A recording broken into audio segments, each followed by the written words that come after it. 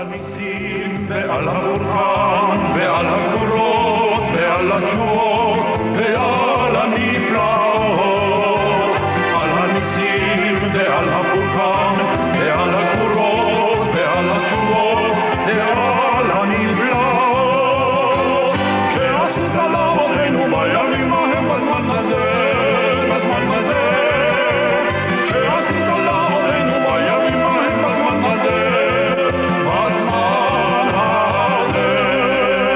Welcome to Jewish Life, a program presented each week in conjunction with the Jewish Community Planning Relations Council. I'm your host, Stewart Ain. Every week we present programs of particular interest to the Jewish community. Today we're going to be talking about a program called Names Not Numbers. It's a special program, Holocaust education program. And with us today are some of the participants, as well as a Holocaust survivor, and the person who is the chair of the program, Janie Fossner Pashman. I thank you all for joining us. Maybe why don't we just go around and ask each of you to identify yourselves. Alexa, maybe you just start first. Tell us your name, how old you are, where you go to school. Hi, I'm Alexa. I'm 16 and I go to school at Half Hollow Hills High School East. Great. And Joanna? Hi, I'm Joanna. I'm 15 and I go to school at Plainview High School. Great. Melissa Wayne? Melissa Wayne. My name's Melissa. I'm 16 and I go to school at Plainview John F. Kennedy. Good. And Emily? Hi, my name's Emily. I'm 16 years old and I go to Babylon High School. Wow, so that's pretty much cross-section of Long Island, Suffolk County, at least. And you all worked with a survivor, and the survivor is here, Pearl Friend. Hi, Pearl, how are you? Thanks for joining us. Okay. Good. And Janie, tell us about this program, Names Not Numbers. Hi, thanks. Yeah, so we're really excited to bring Names Not Numbers to the Suffolk SYJCC this first year. Names Not Numbers has been around for many years. It's an international program where students in different schools, community centers, learn about the Holocaust, and then also learn some journalist skills and filmmaking skills so that the students can take the initiative and interview the survivors, create a documentary film that they also edit. And then it gets put together by a professional videographer, and we share the film with the community. Our film premiere is coming up on April 30th. That's so 2023, for those of you watching at a later time, April 30th, 2023. Yeah, so the what is it, a 1 hour show? Or it'll be about, I actually don't have the final film yet, but it should be about an hour and a half. The final film documents the lives of 3 Holocaust survivors. So Pearl is one of our incredible survivors. We're also telling the story of Irene Halegua and Mayor Usharovitz. We had 15 students in the program this year.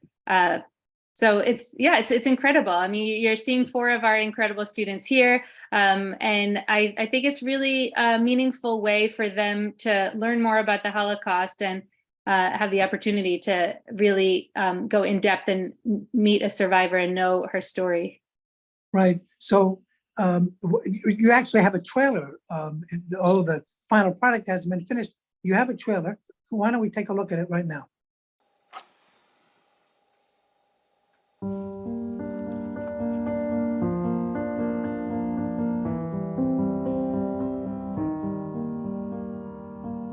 I'm taking part in the Names Not Numbers project. Everyone has a name. They're not just one of the millions of people that were harmed by it. It's great to see, students from all over kind of the area, and I promise you that this is going to be an experience you won't forget. A Holocaust survivor came to my school when I was really young. Well, I think now that I'm older, I'm more aware of what happened. I'm looking forward to really getting to have a conversation with one or maybe many. But there's a great opportunity to learn about journalism, filmmaking, public speaking, more than just what you all said you came here for, which is to learn about the Holocaust. Take your time and don't jumble the questions together. So always one question at a time. Here we are, the motion picture cameras. This is what makes a movie, and what we are going to be learning to use today. I've never done something like that before, so it was a new experience. It was cool. I think it's really amazing that we're able to capture this through such like a professional setting. We should keep learning the stories of the survivors because each one has a new story to tell and no one should be silenced. As the conversation goes along, I feel that I'm going to be learning more. With the rise to anti-Semitism in the last few years, I think that this project is really important to help combat that. Not just so we know it, but then we can share it, because as some people know, we're kind of the last generation to be able to hear this story. People can realize that someone who actually went through it was really traumatizing, and see their pain and suffering. I think this experience is going to be very meaningful to me because I want to hear more of other survivor stories. I think it's going to be very interesting to me to learn Irene's story. It's going to tell me more about what actually happened during the Holocaust. And that they're more than just their numbers, then they have a story and a life behind.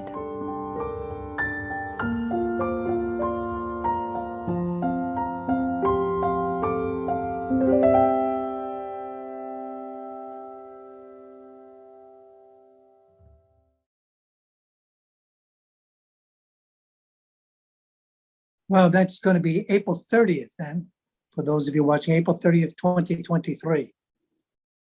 April 30th, 2023 at the Suffolk Y in Comac.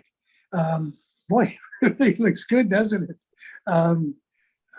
Yeah, and you all had a chance to participate in it, and we haven't seen the final version yet, but I guess, Pearl, I saw you were in it.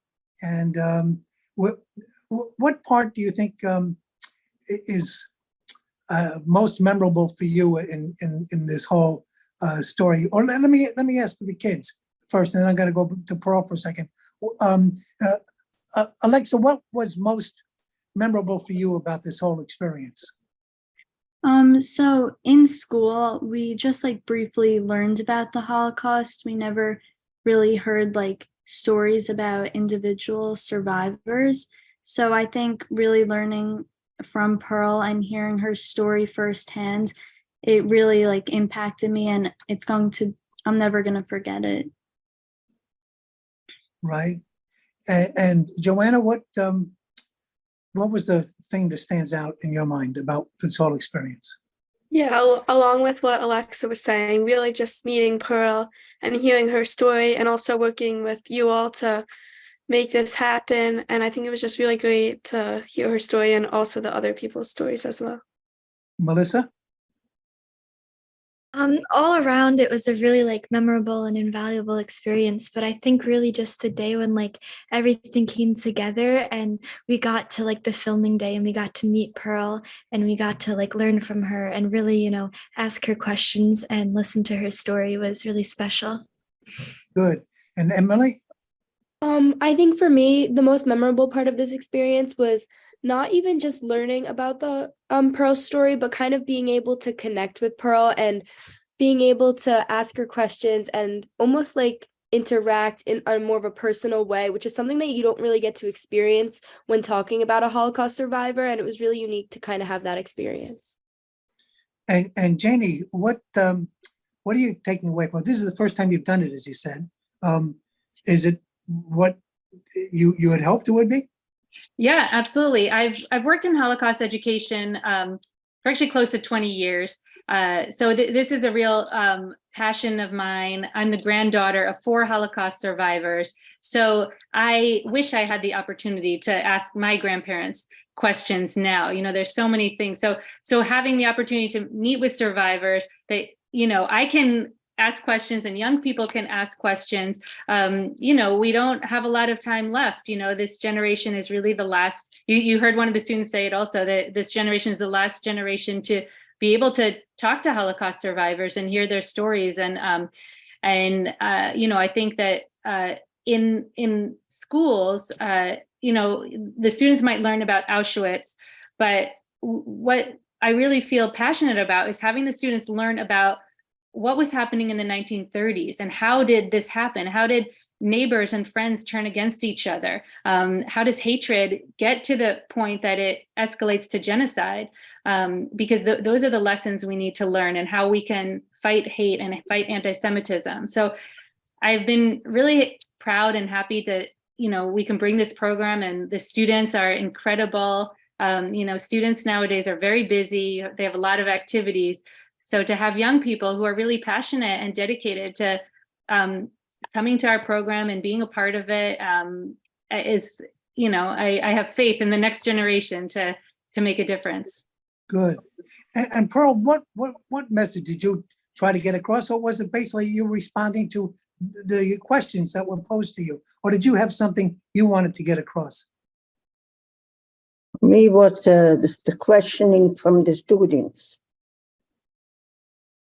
I was very, very happy when they, when they registered me to the company, and they put in a packet my tape, and I told my story from the beginning to the end. But now was a different story. The students asked me questions, and it took me a little while to answer it. So that was a little bit different than when they put the tape in. So I was sitting and talking and telling everything from the beginning to the end what I went through. Had you often spoken about your experience during the Holocaust, or is this something you really didn't share with your family? I never spoke to my children. I never spoke to my grandchildren about it. But one day my son asked me if I can go with him because his wife was working, if I can go with him. Where was it? Where? In the Witness Project. Yes. So I said yes. And to me it was a big experience when I saw, you know, the teenagers from the high schools. They were standing and talking, and the people on television, the woman who was there, not me, the other woman who was there, and she told her stories. So I said to my son, you know, Tata, I like it very much, and I would like to join it and to tell my story. It shouldn't disappear. Right. It shouldn't disappear. I guess that's really why everybody is doing this, so that the stories don't disappear and people learn from it. You agree? Some people, you know, they believe in it, and some people don't. I mean, they might not even. Excuse me. They ask me if I believe in God. I said, I tell you the honest truth. I am very happy to tell you that I believe in God. That me and my mom, we were in the Auschwitz, in the 7 camps, and the last one was Theresienstadt, and I was almost killed, me and my mom, but a man came, 2 men. He happened to be my husband later, and he heard on the radio. He was a Polish-Russian officer, and he had Zhukov in the tank with him. And he heard on the news, on the telephone, that that 129 women came to Theresienstadt from Willigstadt, and they're gonna get them and they're gonna kill them. So he said to this Russian officer, we can't go any further. We have to relieve those people and not to let them kill them. So they went out both, and they asked my future husband, he asked the army they should surround the whole building. They shouldn't be able to do anything, and they did it. And he came down to open up the door. He couldn't open the door. He had to use his gun to shoot down the lock. And he came in, and he saw all the women sitting on the floor. And he asked, who is talking Jewish? So my mom stood up and she said, I speak Jewish. And my husband asked my mom, what is your name, Mrs.? She says, my name is Mrs. Anna Silberblech.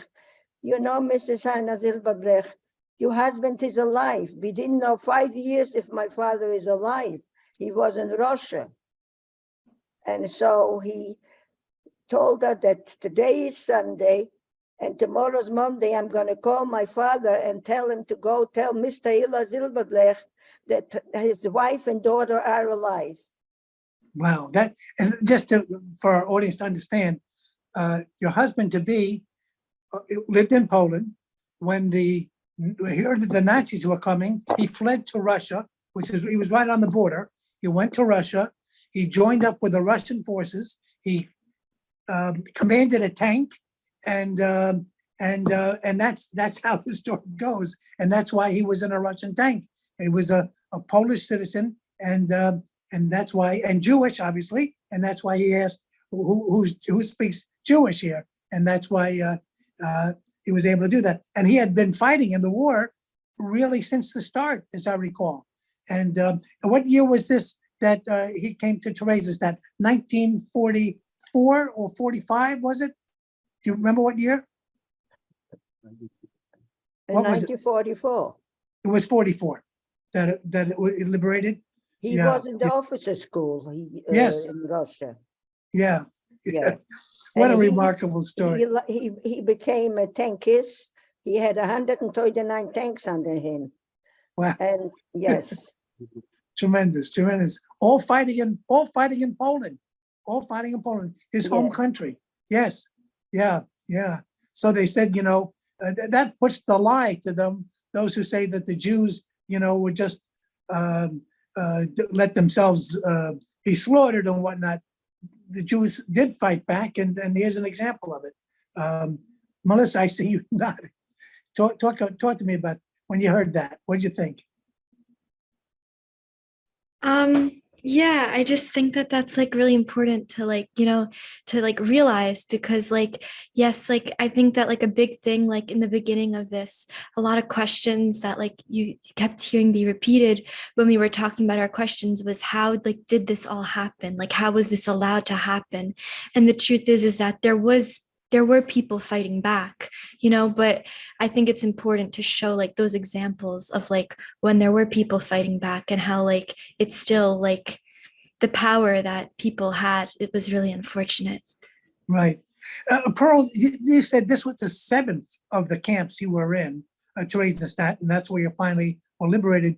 Can you tell us a little about when did you get caught up by the Nazis? When did they capture you and start this reign? They invaded Poland September 1st, 1939. So yes, we went to sleep with the Russians, and in the morning we got up in 1939. We got up with the Germans, and they started their shtick. They start going around and tell the people they should take their belongings. They're gonna go to work. They're gonna send them to work, which it was not true. They sent them to the concentration camps, all kind. And Hitler, he made all the camps in Poland, all of them. Yeah. Budyń was near Krasnik. And Mielec was near Krakow. Yes. He put them all in. Why did he put them all in? Do you know why did he put them all in Poland? Why did he put the camps in Poland? And not everyone was in Poland, but why did there was some in near Prague, I think was one. I'll be honest with you, I don't know why he made it in Poland. He didn't want it in Germany, I guess. Yeah. He wanted all the Jews out. So yeah. Yeah. First in my town, when I used to live in Frobjeszu, they made a ghetto in 1940, and in 1940. Well, when you say they made a ghetto, you mean they put all the Jews in a particular area, one part of the community, right? They made everybody go. They made everybody go, and they made 59 women and 1 man survived. In my Out of how many? town. Out of how many? After, I think it was, I don't know, millions of people living in our town, Jewish people. A lot of people. I don't know. Right. But everybody went to the ghetto. Yeah. And we had to go to pick up the food from the people. They left the food and they went to the concentration camps. So one of the Gestapo went with us, with me and my mom. And and I was working with my mom, taking all the food and taking it into the ghetto. And my mom and another woman, they were cooking, and we were only allowed to eat the food what we did in the kitchen. We weren't allowed to go shopping. This was the process. Right. And now, right. and then when I went to work, and I had, excuse me, go to the bathroom, he asked my mother, "Where's your daughter? Wo's deine Tochter?" in German. So she said she went to the bathroom. He said, "Quatsch, it's not true. She didn't want to work. She escaped." So then I came in, and he said, "Where were you?" I said, "I went, excuse me, to the bathroom." He said, "You're a liar. You escaped from work." You know what he did? He took out a chair and he put me on the chair and he hit me. I was supposed to count 25 times with the thing, what he was holding, a rubber thing to hit me. My mom was standing and crying. So I says, "You want to do, I should do it to you too, if you're not going to stop crying." He says, "I would like better to do it to me, not than to my daughter." And so I fell down from the chair. I couldn't count already. I was blue. This was, Wow. his name was Wagner, the Gestapo. Yes. There were two Gestapos, Wagner and Ebner. Ebner asked the Polish people, "Can you tell me where the Jews are?" He says, "They are in the woods." So he went to look for the woods, but he didn't have no luck. They killed him. They and killed they him. brought the clothes from him into the ghetto. So he also was saying, now it's going to be the end of us. They're going to kill us.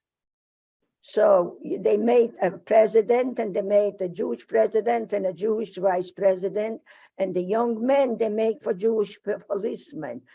They were responsible. If I would escape, they would be responsible. Right. And Yes. they had to watch us. Yes. You know, we What weren't happened to allowed the to go out from the ghetto without them. What happened to the Nazi who thrashed you? Did he live, or was he killed? No, he was a friend of mine. He was also with me together in the concentration camps. He's not alive now. He called me, told me that Wagner was hanged in Zamość. He was hanged. He was hanged. Wow. Yeah. Wow. This was during the war. I don't know. Not after the war. This was after the war, not in After the war. Yes. Now, who hanged him? Just people saw Maybe him the and Jews. hanged him. Maybe the Jews caught him. Yeah. You know. And you know, when we left, when they liquidated the ghetto, yes. So they put us where the Gestapo was living. If we stood there till evening time, and they didn't give us to eat, nothing to drink, and all of a sudden, they brought my brother there, and they asked him, "Hast du deine Mutter hier? Hast du deine Schwester here?" The kids were standing with their heads down, and they didn't answer. They took him, they loaded him on a truck, and they took him away. They shot him on the front of my mother, my mother's legs. They shot my brother. He was 6 years old. We hid him, you know, in a place in the house for the whole day. And at night we took him in and we gave him a shower and we fed him and we put him to sleep. In the morning, 5 o'clock, he had to get up and have breakfast and go back into the place because we had to go downstairs to do the appeal. They had to count us. If nobody's alive, is escaped. After the war, you were able to leave right away, or no? No, I was in the camps, you know. No, But after the war. After the war, how long was it before you came to the U.S.? You came to the United States in what year? DP. They took us. We went to the DP camp. Sure, right. In Eggenfelden. Okay. near Munich, not far from Yes. Munich. Okay. And we stood there, and from the joint or from the Hayas, and they supplied us with food and with an apartment. So we lived there till 1947. 47. Yeah.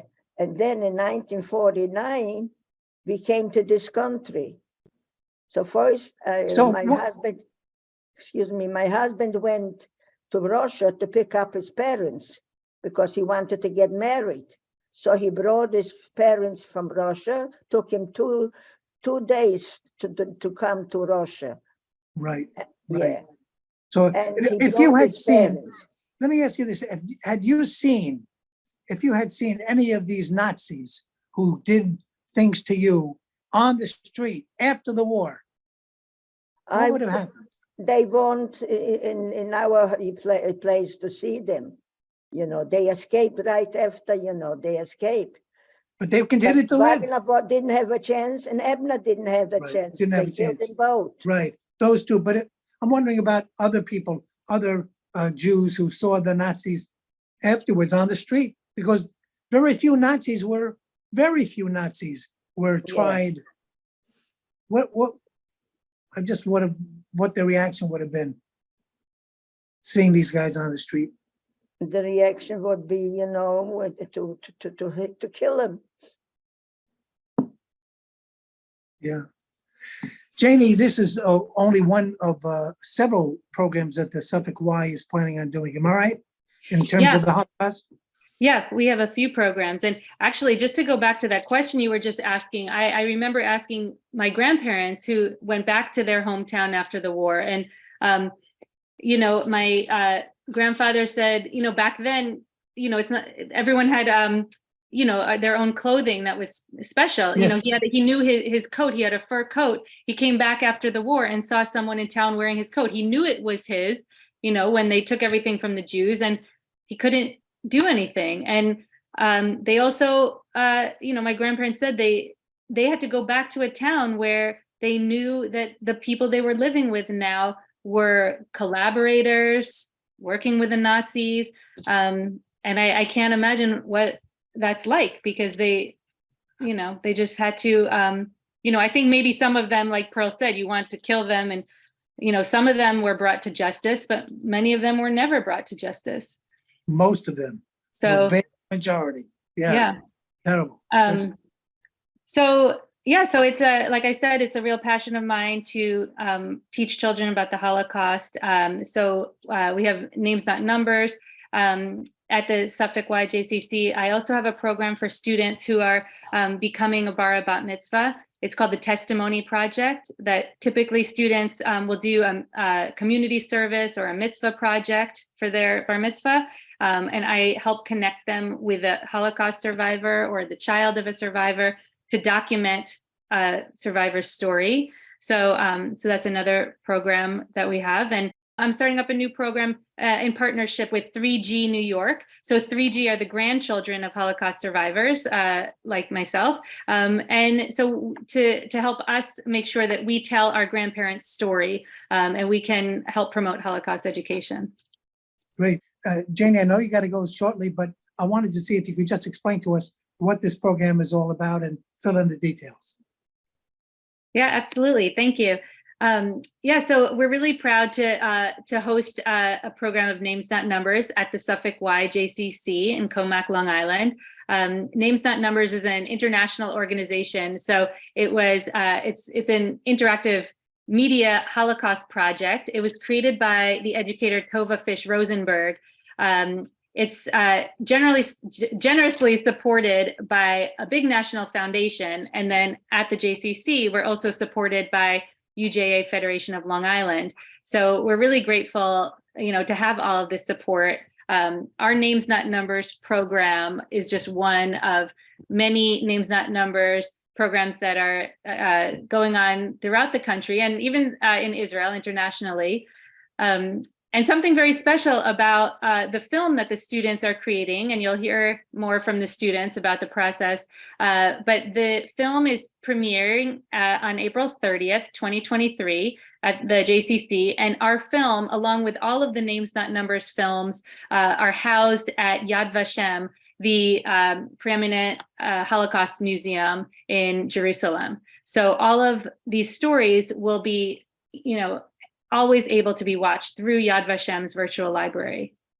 Can you, in other words, I could see it even from my home on Long Island? I can see what they're stored? Is that right? So I believe that I know that they're all housed at Yad Vashem. So I'm not sure at what point you can view it, but you'll be able to. Great. That's great. Well, listen, Janie, I appreciate it. I know this is just one of several projects about the Holocaust that the Suffolk YJCC is doing, and I know you're chairing them all. Great. It's a team effort. It's a partnership. There's a lot of people that are dedicated to Holocaust education. We're mostly grateful to the survivors like Pearl, who are willing and able to tell their stories to the next generation, and also to the teens who are very eager to hear about it and make sure that that Pearl is never forgotten, and all of our survivors are, we never forget what happened. So that we continue to make sure that we're living in a world that's respectful, and that we all know that we need to stand up to anti-Semitism and hate. Good. Thank you. I know you got to run, so I appreciate you joining us. Thank you so much. To ask, good, thanks. I wanted to ask Emily, this was an elective for you, right? You didn't have, all the students in the school didn't have to join this. Am I right, Emily? Yes, this program was something that we had to sign up for. Right, and why did you sign up? I thought that this experience would be something meaningful, and I think that it's something that I would never forget. So I personally wanted to do it because I knew that it'd be really a meaningful experience for me. Yeah. Do you have relatives who were in the Holocaust? Any grandparents, great-grandparents? My grandparents were not in the Holocaust, but my great-grandparents' siblings were all killed in the Holocaust. So both of were the last people in their family to survive. Right. Did you ever hear their stories? What happened? And no, I was never able to hear their stories. Wow.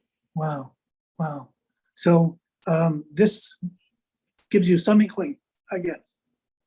Yes, I think that I liked personally hearing about Pearl's experience, just because it was so personal to hear every single detail coming straight from the source and from Pearl directly, rather than kind of reading about it in a history book.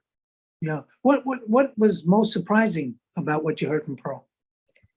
I think what was most surprising to me, I wouldn't say surprising, but the fact that whenever she would say something, there's always an emotion attached to something that would happen. And that's just kind of like human nature. But when you're reading about the Holocaust or finding other sources about it, you don't really necessarily hear about the reactions or how it kind of affected people. And I think hearing and interviewing Pearl, you were able to learn about just how the impact that the Holocaust had on the people that it most affected. Yes. And Melissa, why did you sign up? I signed up for this program because I knew that it would be something really like meaningful and like something that I would remember forever. And I really just see like the importance in like how this needs to be acted on now. Like people need to be hearing these stories now. Actually, why now? Because like future generations won't have the chance to participate in things like this, but it's important that we have these films and that they're able to be shown to them, and that journals are read and documentaries are watched in the future. What did the teacher say? Okay, all those interested, raise your hand. Each of us in this program, we found out about this program like some different ways.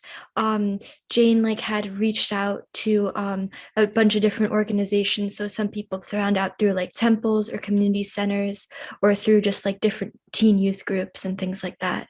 But in your public school, would you say 5%, 10%, 20% of the kids are doing it? No, so like for this Names Not Numbers program, actually, there are 3 people from my high school, but for like the rest of the program, there's a great mix of like students from all different high schools on the island. Right. Were the others basically shut out? It was first come, first serve, or the others didn't choose to sign up? I do know that like Jane had told us that there is like a wait list for next year.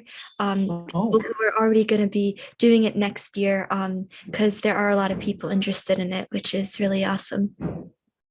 Right. Joanna, why do you think, is it starting to catch on in the sense that, I guess when it first started, people were reluctant, maybe? Is that why it didn't get as much attention initially? Yeah, I think it's also maybe they didn't hear about it, or they felt that maybe it wouldn't help them or something, but also that we'll be sharing it also, and that will help them in the future too. Yeah, maybe the school will show it to the students. The whole school. Yeah.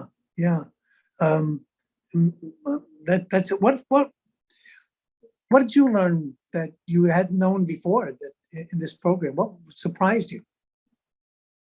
I think what most surprised me was that Pearl's husband was able to save her from all of this, and and that he knew about her father and she was able to reunite with him.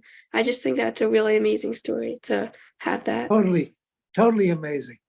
Totally, yeah, that he comes and rescues her, right? And they get married. Yeah, totally. I agree.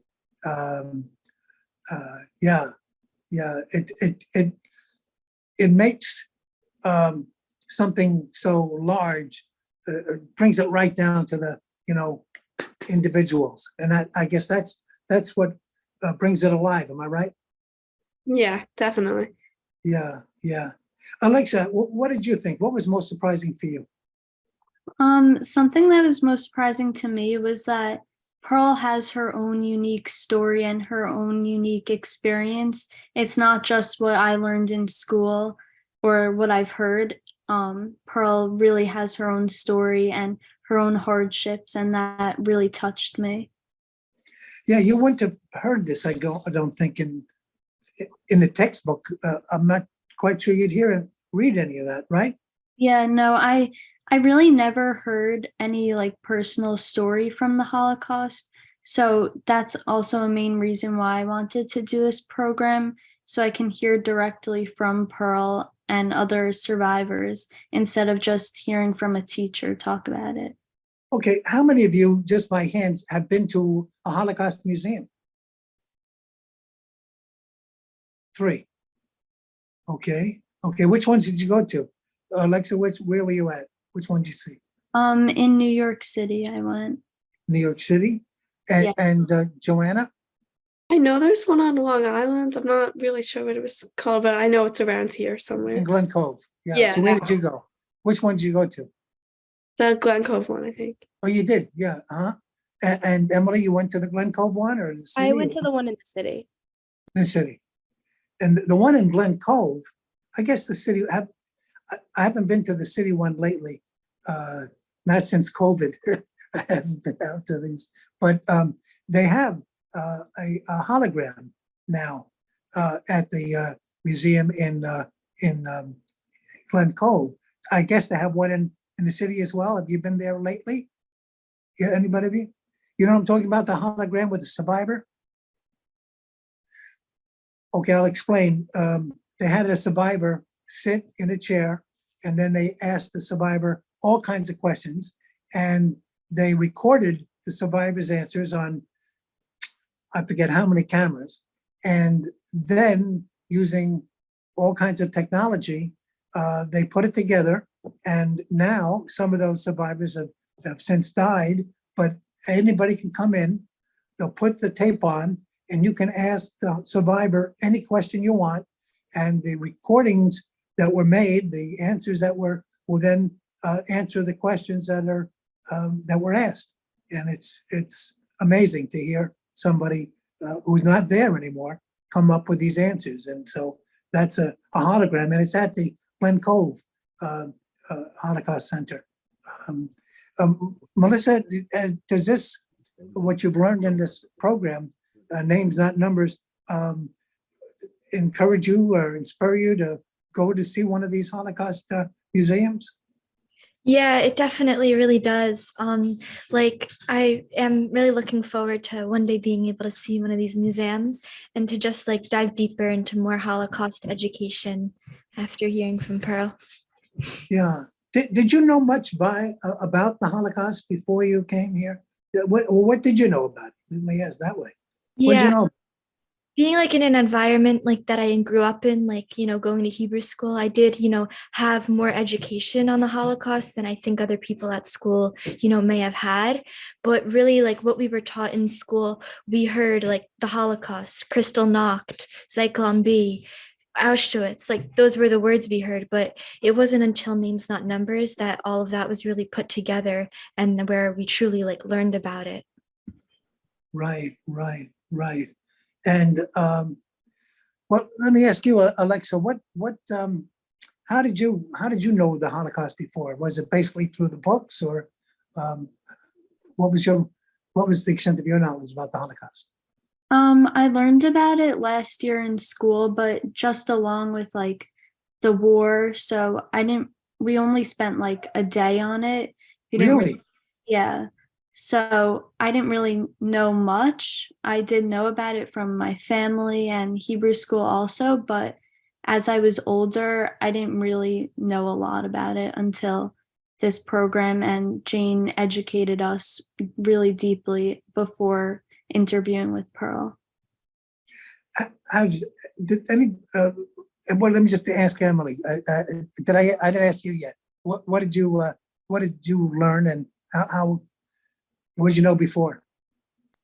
Well, similar to like Alexa and Melissa, I learned a little bit about it at school but we didn't really I think we spent about one day on the Holocaust, but I've learned about it through like my family, but nothing too deep and enough where I could kind of really grasp the concept of something so large that was able to happen until Jane did educate us on everything that did happen. And even then it didn't even seem as real as it did when we did interview Pearl. Right, Pearl brought to life. Did you? There was a movie, Schindler's List. Anybody see that? No. You saw it? Yeah. Melissa? Yeah. You're the only one who saw it, right? Yeah. I wasn't sure what age Schindler's List should be seen at. That's why I wasn't sure. How did that grab you? We saw it recently? Yeah, I actually watched it in my global history class last year. They showed it in class? Yeah, they did. Yeah. Wow. What grade is that? 10th grade. Wow. Okay. So anybody see the Ken Burns documentary on PBS, America and the Holocaust? I heard about it, but I haven't seen it yet. Right. But I Yeah. heard about it. Yeah. So, Pearl, if I could ask you, what age do you think should children start to learn about this? Any ideas? I don't know how old they now and how old they want to be. It's not a lot of schools. The kids, they don't know anything about the Holocaust. And I have a neighbor. She's a teacher. Yes. And she asked me if it's capable, I should come to my house and I should tell her my program so she can tell it to her students. I said, yes, you can do it. You have to tell me when I'll be in my house, and I can talk to you and tell you all about it from the beginning towards the end. Right. But she didn't want you to come to the class. Interesting. No, not to school. Not to school. Interesting, isn't it? Not to the school.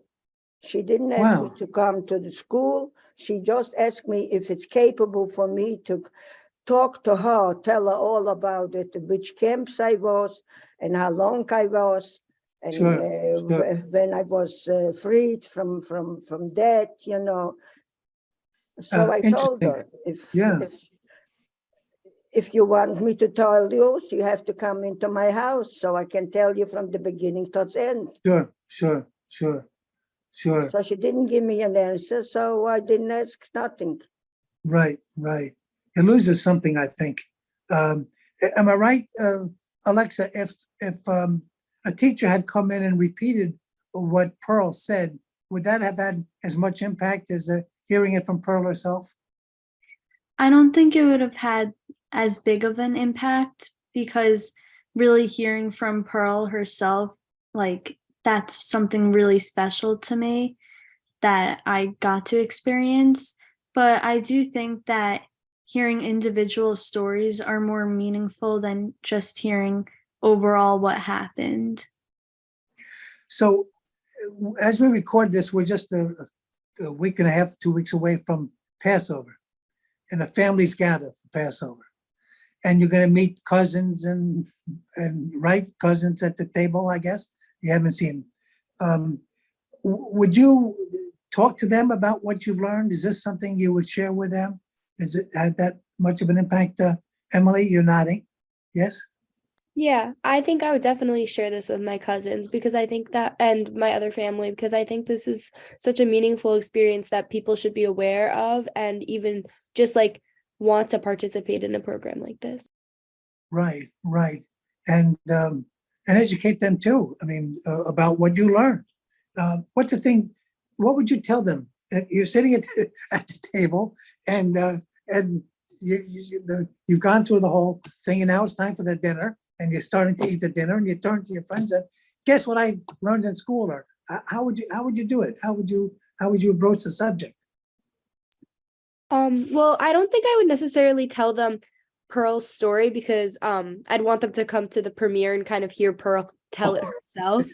And just like because it's definitely more meaningful. The story isn't the same from me telling it what Pearl experienced rather than what Pearl experienced her telling everybody else. But I think just explaining the concepts of the program, what we were able to do and how we were able to do it. And I think just kind of telling them some aspects of the Holocaust that I wasn't able to learn or I kind of understood after interviewing Pearl. Right, right. And Melissa, what would you say to an older cousin, say? Yeah, I definitely am excited to share all of this with my cousins and all my family. But I think that what I would say was just how impactful it was and how meaningful it was. And that I really want them to come when we have the premiere, and so that they can hear all of Pearl's stories, all of Pearl's story and the other survivors' stories, because just how important it is. Yeah, did you folks have a chance to hear any of there are two other survivors. Have you heard their story a little bit or not really? Alexa, did you hear their story at all? No, we just heard like brief snippets of it, but we're really looking forward to hearing it in the movie. Right, right. And Joanna, did you share what you learned from hearing Pearl's story with any of your family members? Yeah, I've already told all of them actually, and I I hope they will. I mean, some of them live far away, but once we get the final video, I will definitely send it to them so they can hear and pass it on to people as well. All of you will have a chance to get the link to the. Is that what's going to happen? You can just go in and I can see it myself. Is that what? Yeah, I think so. I hope so too. Right, right, right. That's great.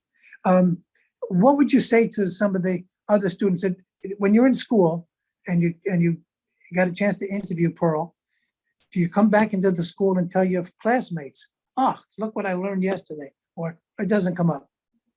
No, yeah, I told most of them actually already, because I want them to hear about her story and know what it's about and not just from what the teachers are telling them, because I feel like they don't really know as much as I do, and they just learned from the teacher's words and the brief overview of what the Holocaust is, but not Pearl's. What do the books miss that you got out of, that you got from listening to Pearl?